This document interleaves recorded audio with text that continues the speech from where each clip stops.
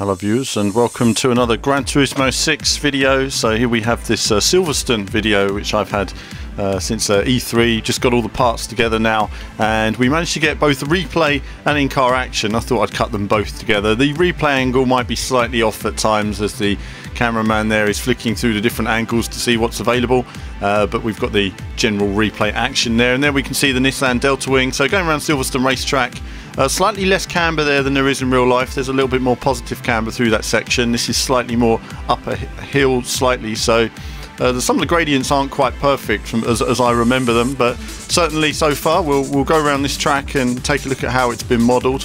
You'll all be playing this very soon. Of course, this is the track going to be available in the GT Academy, and of course that begins on July the 2nd, and I'll have an update then as well, popping a couple of laps myself as we see a tour of the circuit. Now this is quite a lengthy run, and this was run by, as I understand it, McSpeed from the Real Muck forum.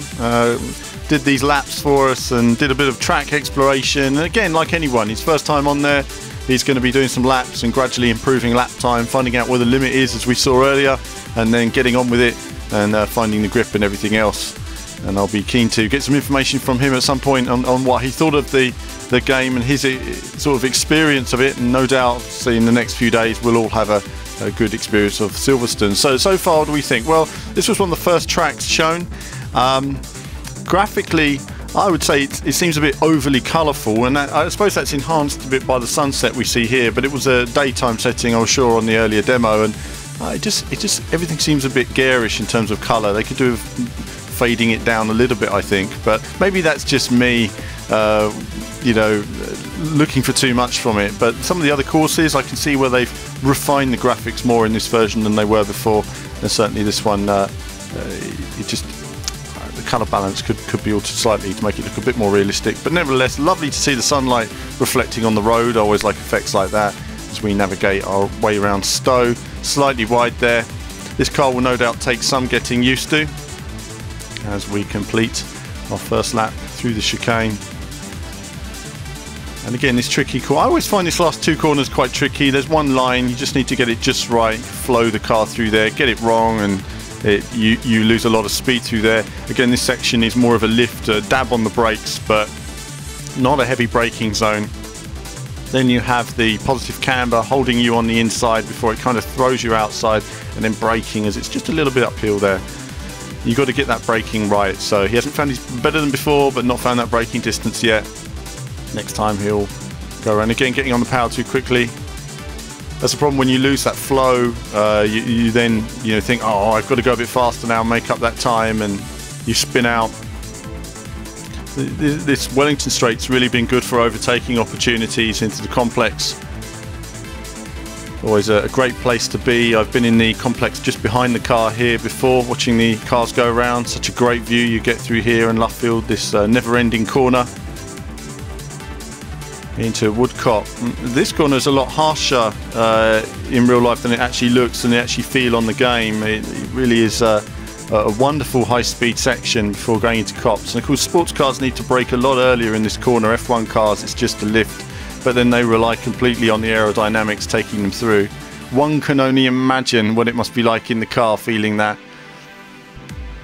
Again, the steering, you can't quite see it as well here because of the camera selection I've used, but again, the steering input, it's quite a smooth driving. I don't think it really shows all the inputs a real driver would have, and I mentioned in my video blog, if you haven't seen it, the Le Mans reflection, that I feel developers need to do a bit more in communicating what's happening with the wheels to the steering wheel, and that's not happening as we have a phantom arm in the bottom corner there flicking through the replays, and now they've stuck it on the driver's head position, which is not as good, but we've seen a few replay cameras and actually the driver's head does look quite impressive, even though it's a little bit low and just off screen.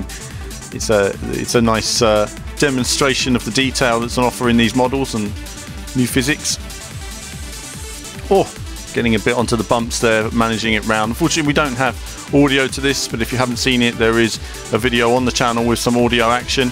This is the last of our E3 Gran Turismo videos, and I'll be doing a roundup soon after this, which you can expect next week as we look forward to the British Grand Prix this weekend. I don't know if I'm going to be there or not. I may not, so I won't know to the last minute as the car spins out there again, struggling with that corner. You often find that when you don't know a braking point and you need to find it, locking the wheels.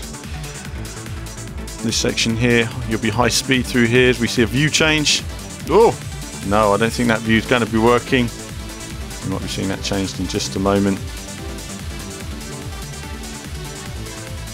And that just shows, you know, if you get on the power too quickly, it's more difficult than it looks. We go down the straight again. British Grand Prix, looking forward to that. Again, my blog will be up on Sunday. Hopefully, if I'm not at the race. If I am at the race, it probably won't be. And then we've got reflection on this and all the other games from E3 having their own videos as well. So there's lots of news to come, as well as all the new releases going to be on the channel. And a lot more PC content in the coming months as well. More in the sort of simulation vein. Using the racing line there. I never use racing lines myself, of course. I use the Force. But this video does give us a nice indication of the different viewpoints. And of course you won't get the frame rate, but it is, as ever, GT super smooth. We go down the hanging straight now. Again, a lot longer than you realise. I remember the first time I went to a Grand Prix and how long a racetrack really is. The car goes around it in 1 minute, and yet if you was walking it, it'd probably take about 2 hours. It takes ages to walk around these tracks, around the outside of them. As we complete another lap, and we're nearing the end of this video now. But we've seen a selection of viewpoints, so I thought I'd mix it all up on this one video rather than spreading it over different videos for you guys to have a look at it. And as ever, if there's anything you'd like to see on the channel, do let me know. Say hello on the forum, and do subscribe to see more of our GT6 content and everything else that we're going to be showing in the world of motor racing. There's always lots more to come. The other trade shows and events later in the year. But I'm going to leave you now with a bit